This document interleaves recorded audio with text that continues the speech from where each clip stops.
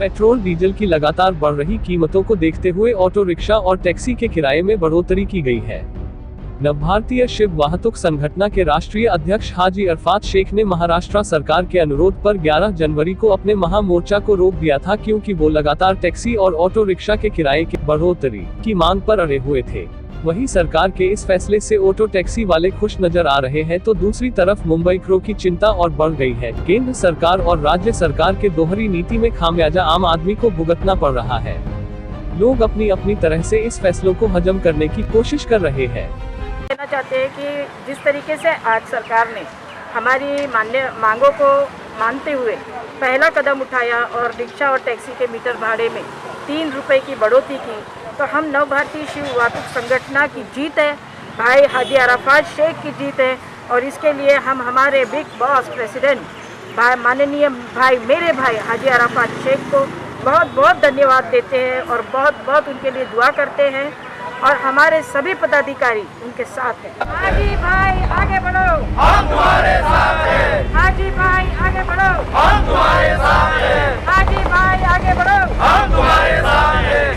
भारतीय शिव वाहतुक संगठन। लोग ऑटो टैक्सी के किराए की बढ़ोतरी का समर्थन तो कर रहे हैं, पर सरकार के टैक्स ना कम करने की नीति से नाराज भी है। ये सरकार न गरीबों की है न किसानों की है। बोलते हैं कि मैं चाय बेचने वाला हूं। अरे भाई, चाय वालों के लिए कुछ कर दो, पेट्रोल डीजल के दाम कम कर दो, ताकि जो ट्रांसपोर्टेशन, चीनी महंगी हो रही है, चाय की पत्ती महंगी हो रही है, अरे किसी एक आदमी के लिए तो काम कर दो। बोलते हो पकौड़े तल लो, चलो ठीक है पकौड़े भी तल लेंगे, कम से कम आलू का भी तो रेट गिरा दो। आलू कितना महंगा हो गया, तेल कितना महंगा हो गया है, किससे तलेंगे? चलो पकौड़े बेच लेंगे, लेकिन पकौड़े तले जाएंगे तेल से। उस तेल का रेट देखिए कहां पर जा रहा है। राष्ट्रीय उत्तर भारतीय समाज पार्टी अब कमर कस रही है, इसको हम एक जन आंदोलन में तब्दील करेंगे। क्या मैं आपसे क्वेश्चन कर रहा हूं, क्या आपको लगता है कि इनका ईमान इतना शुद्ध है? इनका ईमान इतना अच्छा होता तो ये बोलते? गवर्नमेंट इनकी है, सब सारी चीजें इनकी है, फिर भी क्यों ड्रामा कर रहे हो? लाना है 2 मिनट में ला दो ना सर। फाइनेंस मिनिस्टर तो रिमोट से चलती हैं, वो रिमोट किसके पास में आप जानते हैं? वो रिमोट कंट्रोलर किसी दूसरे लोगों के पास में। फाइनेंस मिनिस्टर क्या है? फाइनेंस मिनिस्टर के हाथ में कुछ नहीं है, अब उनको करना भी नहीं है। तो जुमले तो आज 7 साल से पहनाए जा रहे हैं कि हम ये कर देंगे, क्या हुआ? कुछ नहीं हुआ। ये सब पागल बनाने के तरीके हैं। अगर लाना है तो ला दीजिए, बिल्कुल कम होगा, इसका समर्थन करता हूं।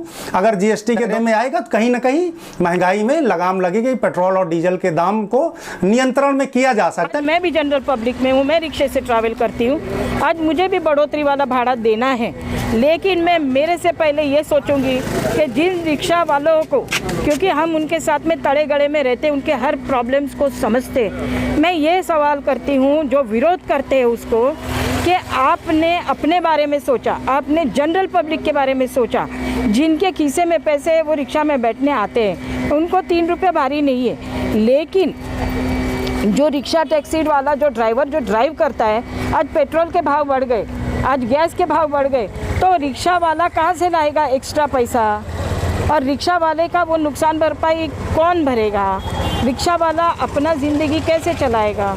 इसके बारे में सोचोगे तो तुमको ऐसा होगा, हम मुंबई करें, हम सिर्फ अपने बारे में नहीं सोचते, जब समस्या आती है तो हम सब मिल के सोचते हैं। हमारी केंद्र की गवर्नमेंट है वो पूरी तरीके से निरंकुश गवर्नमेंट है। आप देखेंगे कि 7 सालों में उसने डीजल और पेट्रोल के दाम 30 रुपये से अधिक बढ़ा दिया।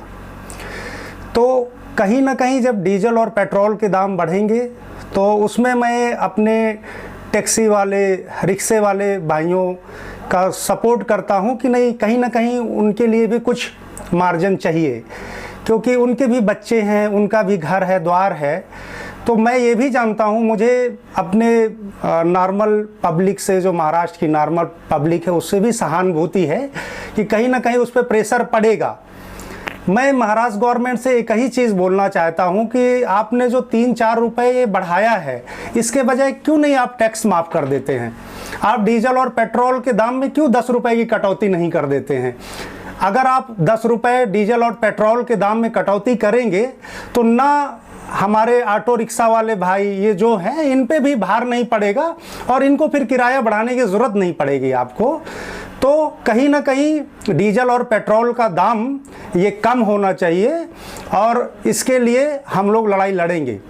सब्सक्राइब करें आवाज़ नेशनल न्यूज़ और बेल आइकन दबाना बिल्कुल भी ना भूलिए ताकि हमारे अपडेट सबसे पहले आपको मिले।